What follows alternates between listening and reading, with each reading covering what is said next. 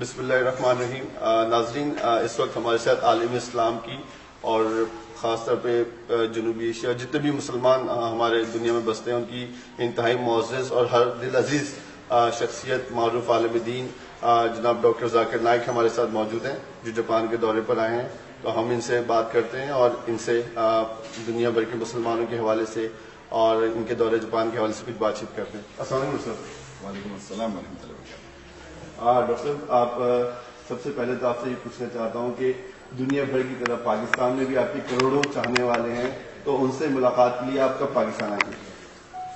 الحمدللہ رب اشرح صدری ویسر لی امری واحلل عقدۃ من لسانی یفقهوا قولی. پاکستانی الحمدللہ دنیا میں سارے ملکوں میں بسے، تو میں ہزاروں پاکستانی کو ملتا ہوں، چاہے میں دبئی جاتا ہوں، سعودی جاتا ہوں، جاپان میں بھی ماشاءاللہ. اور میں پاکستان ایک بار آیا تھا 1991 میں، ایک بار جب میں تقریر نہیں کرتا تھا. ابھی الحمدللہ حالات اگر اچھے ہوئے انڈیا پاکستان کی تو ضرور انشاءاللہ تشریف ہوگا.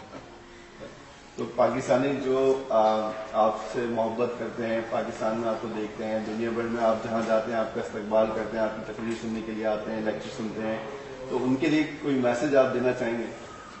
الحمدللہ پاکستانوں کا ایک مسلمان ہوں دنیا میں. میں یہ کہنا چاہتا ہوں کہ دنیا میں سب سے بہترین کتاب ہے قرآن. تو میں چاہتا ہوں کہ ہر مسلمان اور ہر غیر مسلمان قرآن کو ترجمے کے ساتھ پڑھے اور اس کے معنی کے اوپر عمل کرے.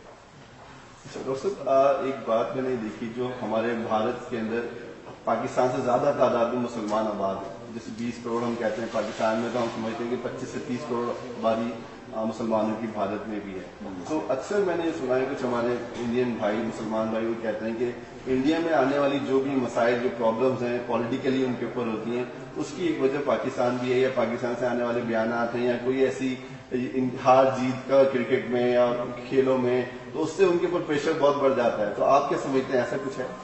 یہ میرے نظریے سے یہ زیادہ پالیٹکس ہے. تو پالیٹیکل لوگ ایک بہانہ ڈھونڈتے ہیں کس طریقے سے لوگوں کو مین مدعے سے ہٹانے کے لیے. تو اگر کچھ پاکستان میں کچھ پالیٹیکل پرابلم ہے تو لوگ کو اس کا دھیان اٹھانے کے لیے انڈیا کی توجہ دیتے ہیں. انڈیا میں پالیٹیشن وہ کرتے ہیں، اور خود کا کچھ تکلیف ہے، خود کی کچھ کمزوری ہے، لوگ اعتراض کر رہے تو دھیان ہٹانے کے لیے پاکستان پہ ڈائیورٹ کرتے ہیں. تو یہ پالیٹیکل ایک بہانہ ہے لوگ کو ایک دوسرے سے دھیان ہٹانے کے لیے. ورنہ میرے حساب سے دیکھے جاؤ تو جتنے بھی ہندوستان میں چاہے غیر مسلم ہو یا مسلم ہو یا پاکستان مسلمان ہیں، وہ ایک دوسرے سے محبت کرتے ہیں. لیکن کچھ چند لوگ ہیں جو اس کو پالیٹیکل مدعا بناتے ہیں اور اپنے ووٹ بینک کو بڑھانے کے لیے اس کا استعمال کرتے ہیں. سر، ابھی حالیہ دنوں میں ایک پولیٹیکلی ایک ایشو کھڑا ہوا ہے کہ بھارت میں گائے کے گوشت پر پابندی لگا دی گئی ہے. تو آپ سمجھتے ہیں کہ مسلمانوں کو اس قانون کا احترام کرنا چاہیے؟ بالکل. جہاں تک کہ مسلمان ہیں، ایک ہوتا ہے ذاتی رائے اور ایک ہوتا ہے کہ اسلامک رائے. جہاں تک کہ اسلامک شریعت یہ کہتی ہے کہ جو بھی ملک میں آپ رہ رہے ہیں اس ملک کے قانون کی پابندی کرو، انلیس وہ ملک کا قانون اللہ اور اللہ کے رسول کے قانون کے خلاف ہے. جب تک وہ ملک کا قانون اللہ اور اللہ کے رسول کے قانون کے خلاف نہیں جاتا ہے، ہمیں اس کی پابندی کرنا چاہیے. میں نے کہتے طور پر ٹرین کی ٹکٹ بہت مہنگی ہے، اس لیے میں ٹرین کی ٹکٹ نہیں لوں گا، کیونکہ یہ اسلام کے اندر حرام ہے. مثال کے طور پہ اگر کوئی ملک پابندی لگاتا ہے کہ نماز مت پڑھو، نماز پڑھنا اسلام میں فرض ہے، تو یہ آپ قانون مت مانیں.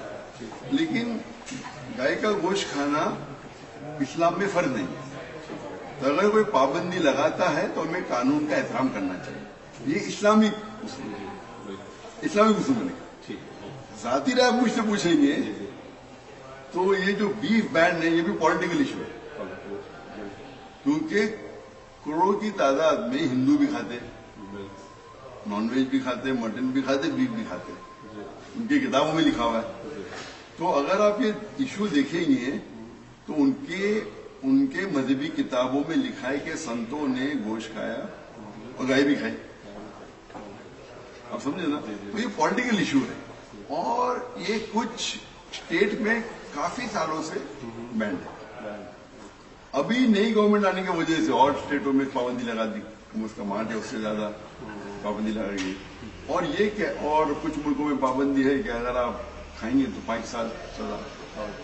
آپ سوچیں اگر آپ لڑکی کو مولیسٹ کرتے ہیں، اس کو چھیڑتے ہیں، اس کے ساتھ غلط برتاؤ کرتے ہیں تو 3 سال کی سزا، گائے کا گوشت کھائیں گے 5 سال. تو یہ میرے حساب سے کوئی بھی لاجک کے حساب سے صحیح نہیں. تو ہیومن رائٹ وائلیشن میں آ جاتا ہے یہ بات؟ کافی لوگوں نے اس کے اوپر اعتراض کیا، لیکن یہ پالیٹکس ہے. اچھا، ایک بات یہ کہ اللہ تعالیٰ نے آپ کو اتنی شہرت دی، آپ کی زبان میں، آپ کے خطابات میں اتنی تاثیر ہے کہ جو آپ سے ملتا ہے آپ کی بات سنتا ہے اور ماشاءاللہ دین اسلام میں بھی شامل ہو جاتا ہے اور لاکھوں لوگ مسلمان ہوئے ہیں. اس کے باوجود کچھ لوگ آپ کی مخالفت کرتے ہیں. آپ کے انڈیا میں کچھ آپ کے خطابات میں کچھ شہروں میں پابندی لگا دی، انگلینڈ نے آپ کو ویزا دینے سے انکار کیا، اور بھی آپ کے ساتھ اس طرح کے مسائل. ایسا کیوں؟ یہ بھی پالیٹکس ہے، کیوں آپ کے خلاف ہوتے ہیں؟ نہیں، یہ پالیٹکس نہیں، یہ عام ہے. عام طور پہ جو بھی انسان مشہور ہے، چاہے وہ اچھا کام کرے یا برا کام کرے، اس کے مخالفت ہونا ہی چاہیے. کوئی بھی آدمی مشہور ہے. اور سب سے بہترین مثال ہے کہ دنیا میں سب سے بہترین انسان جو آج تک رہ چکا ہے وہ ہے محمد صلی اللہ علیہ وسلم ساری دنیا میں. اور ایک غیر مسلمان بھی کہتے ہیں کہ the most influential human being on the face of the according to Michael H Muhammad صلی اللہ علیہ وسلم. سب سے زیادہ کتاب اگر کوئی انسان کے خلاف لکھی گئی ہے وہ محمد صلی اللہ علیہ وسلم. آپ سمجھے؟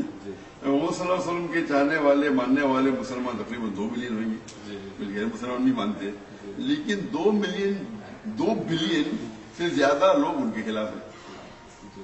اسی طریقے سے کوئی بھی انسان پاپولر، اچھا کام کرے برا کام کرے، اس کے لوگ خلاف ہوتے ہیں.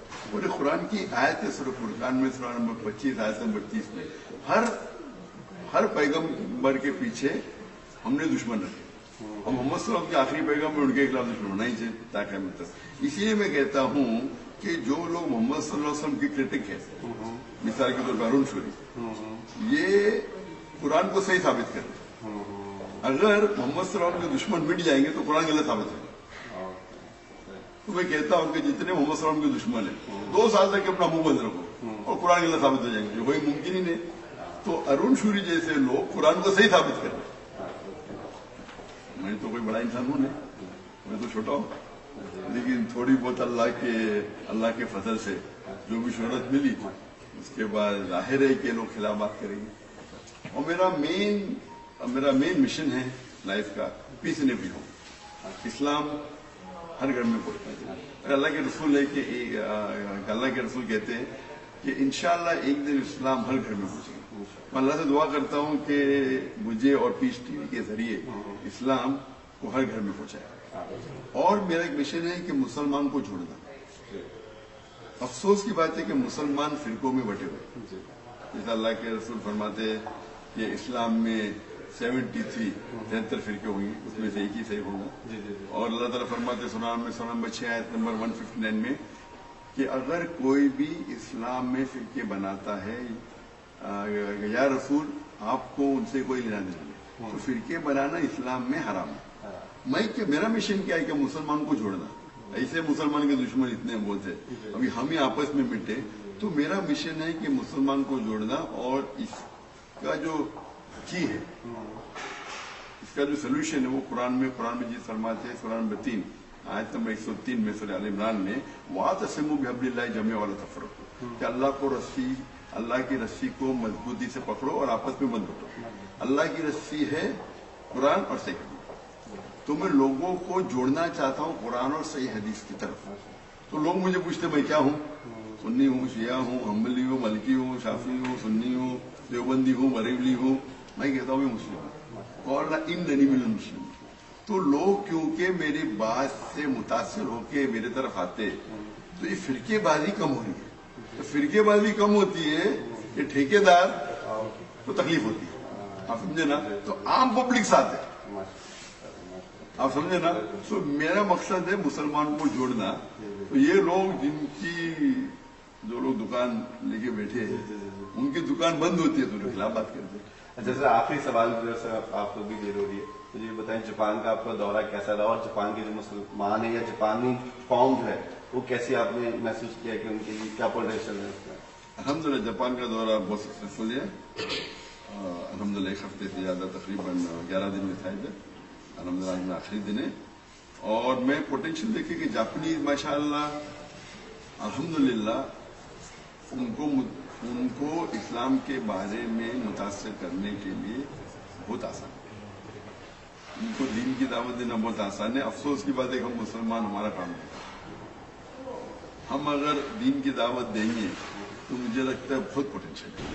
ابھی آپ دیکھیں گے پہلے لیکچر میں ماشاءاللہ کچھ لوگ کو اسلام قبول کیا، 3 دن پہلے جو لیکچر ہوا تھا ماشاءاللہ 7 لوگ نے مسلمان، 5 جاپنیز مسلمان کیا، یہ چند دنوں میں 12 جاپنیزوں نے اسلام قبول کیا الحمدللہ۔